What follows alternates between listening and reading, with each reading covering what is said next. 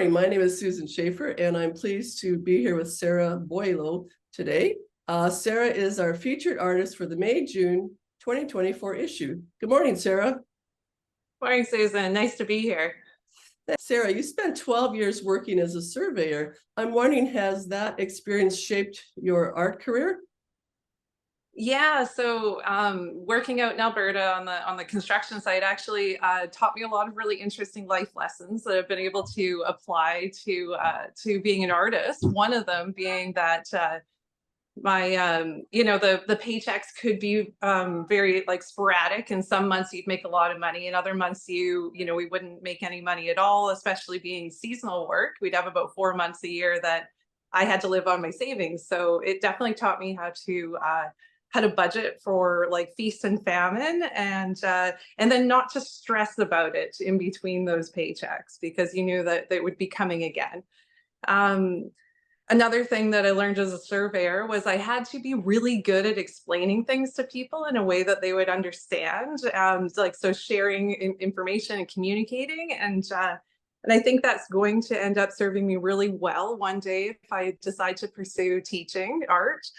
I learned how to stand up for myself. I was a pretty soft, kind of soft-hearted person. I still am, but it also gave me some strength of conviction and like courage to stand up when you needed to and not let people take advantage of you or anything like that. And I think I just learned a lot of leadership skills and some really good stuff about like work ethic. I learned that if you have a good sense of humor and a good work ethic, you can get through just about anything. And yeah. Well, those are all good life lessons, aren't they? Sarah, as a full-time artist, I'm wondering, how do you manage your time? Do you set a certain period, block of time or hours to paint every day? So I find that my time management kind of works out to be about 50% actually making art, and the other 50% of the time doing, the more like administrative kinds of things like answering emails and marketing, doing the social media posts, keeping the website up to date. I am not really a morning person, so I find that the best thing for me is to kind of ease into my day by doing that type of stuff and getting it out of the way.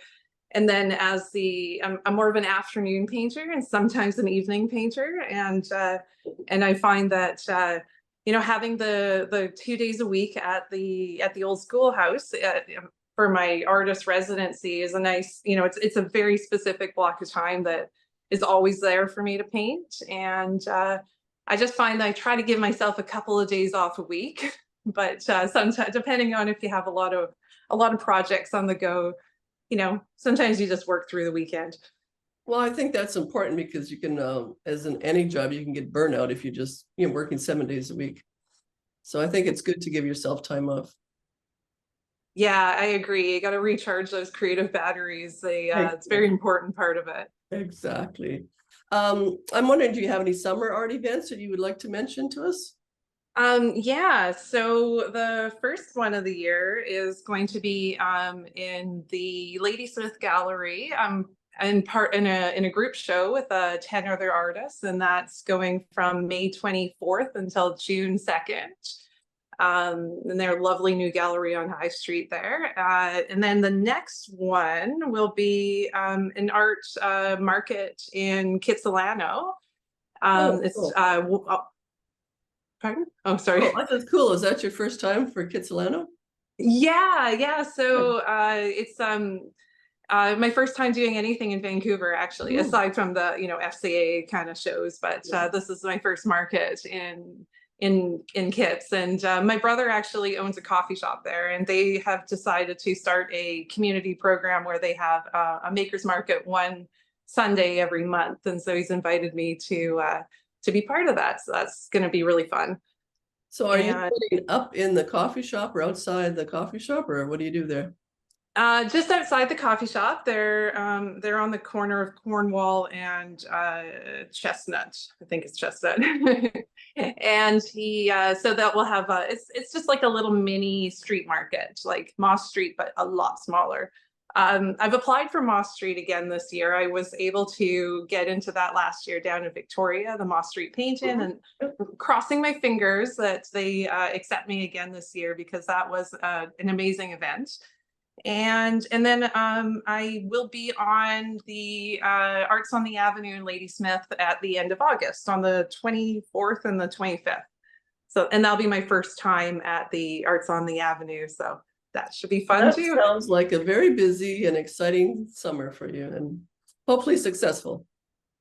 Thank you. Yeah, markets tend to be quite positive in a lot of ways. So I'm very excited. Sarah, where do you see yourself in 5 years?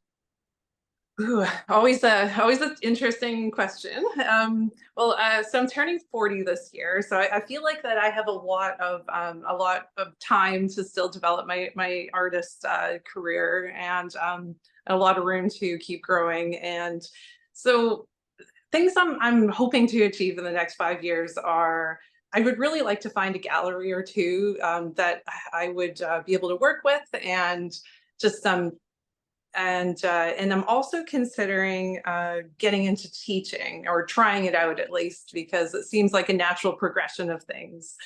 You never know exactly what the universe has in store for you. It has a way better imagination than I do, and I just like to keep working hard, getting prepared for everything, and so that when those doors open, I'm ready to walk through them. And of course, I'll be making lots and lots more art. Good answer. Well, that concludes our interview with you, Sarah. Thanks for joining me today, and I look forward to following your career.